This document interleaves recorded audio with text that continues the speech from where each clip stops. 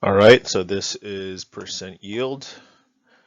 As you can tell, 105% yield, probably not reasonable, probably not feasible. You shouldn't get that. If you get something like that, that means you probably messed up somewhere, just FYI. So review from last quarter. So a component of protein called serine has an approximate molar mass of 100 grams per mole. If the percent composition is shown, what's the empirical molecular formula? Show your work. So yes, I give you the answer here, but I want you to, the part of this you need to show your work to make sure that you guys know what you're doing. Because like I told you all before, once we go over this, you're going to see something like this later on your semester exam. So for your empirical molecular formula, usually you're given your percent or you're given grams. Here we're given a percent comp. So assume that these are all equal to grams, so 34.95% or 34.95 grams, and then go from there. So carbon divide by 12.01, 6.844 divided by 1.008. I'm just dividing by the molar mass to get the moles for this. 16, nitrogen 13.59 divided by 14.01. So 34.95. So 2.91. 6.844 divided by, divided by, so that's 6.79. 46.56 divided by 16. I got 2.91. And then 13.59 divided by 14.01. So here I got 0.97, so that means I'm dividing all of these by what?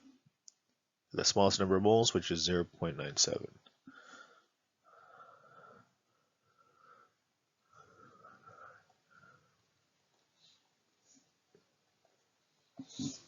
So 2.91 divided by 0.97, that's going to give me 3. So this is 3, oops, this is 1. So 2 3s, a 1, 6.79 divided by 0.97 will give me 7 exactly. So my empirical formula, my EF is C3H7O3N, or NO3 apparently. So how do you get the molecular formula? You got to get your, so this is here, that's good. To get the molecular formula, I'm sorry, you got to take the mass of this.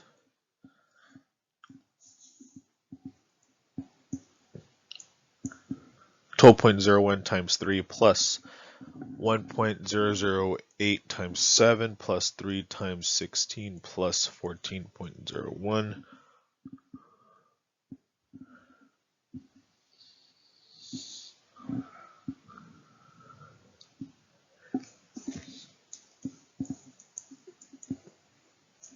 Okay, well, yeah, so I get, this is going to be, so see the n, the number I distribute, it's going to be the mass given in the problem divided by the empirical formula mass. So, so 100 divided by, let's see,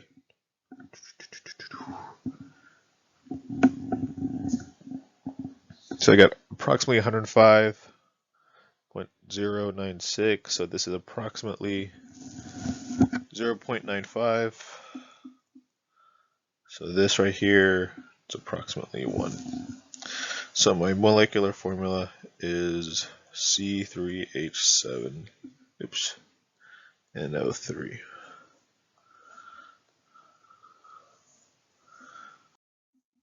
So Up until now, all our reactions have been taking place under ideal conditions. So whenever we do our stoic, when we're determining all those things, those are under ideal conditions. However, that doesn't really exist. There's always going to be something that goes wrong or something's off your calculation, which you're going to see in the problems and also when we do our lab.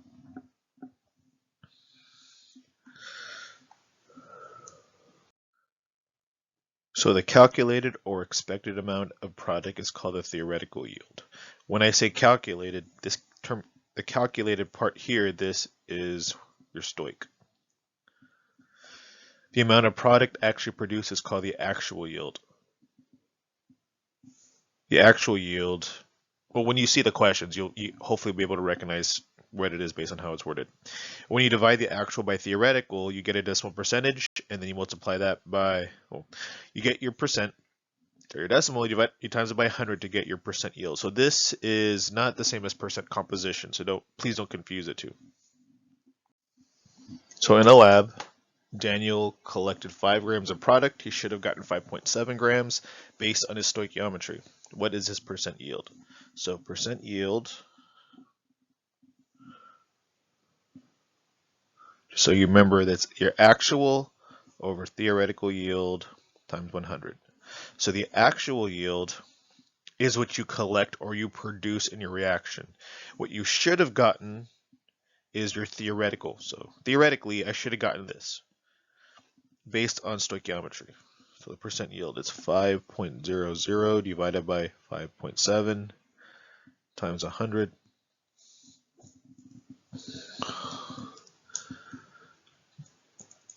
So I should have gotten, oh, sorry, his percent yield was 87.7%. So let's do 88%. So he got 88% of what he should have gotten. That's what it means. Actual chemistry. So what is the percent yield of the following reaction if 60 grams of calcium carbonate is heated and you produce 15 grams of calcium oxide? So what you need to do to figure out the percent yield, you need to stoic first and then determine your percent yield afterwards.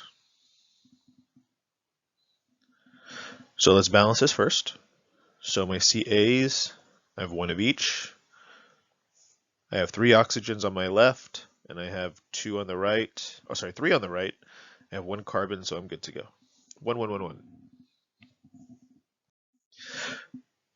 So the question is asking, how many grams should he produce? So what you're going to do is balance the equation, and then convert 60 grams of calcium carbonate to grams of calcium oxide using stoichiometry. So 60 grams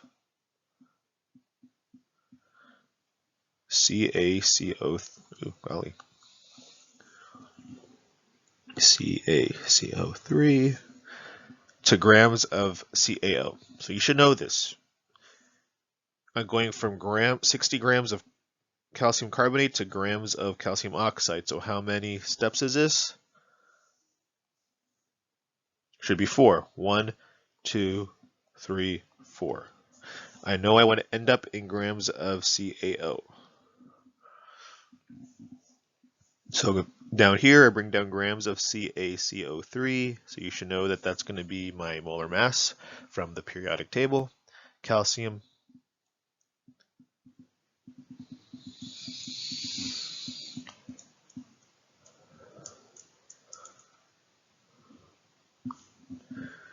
So I got about 100.09. 1 mole calcium carbonate. Bring this down here, this unit, moles of calcium carbonate. Knowing that I need to switch to grams of calcium oxide, up here needs to be moles of calcium oxide. So this is my mole to mole ratio. We get those coefficients from the balanced equation, so 1 and 1. So 1 mole of calcium oxide. So my molar mass of calcium oxide is 40.08 plus 16, so 56.08. So I'm just determining now the theoretical yield. So my denominator 100.09, my numerator is 60 times 56.08, 3364.8, divide the 2. I end up with 33.6177, So I have 2 sig figs here. So I'm going to stop this at 34 grams of CaCO. So this is what I theoretically should have gotten. This is my theoretical yield by doing my stoich. Remember, theoretical yield, you get it by, oops, I don't want to do that. You get that by doing stoich.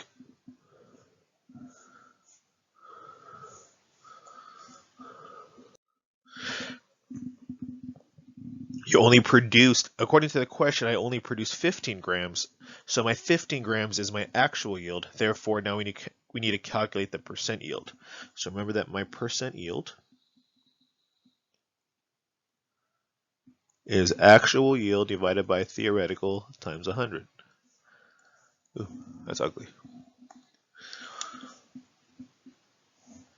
15 grams divided by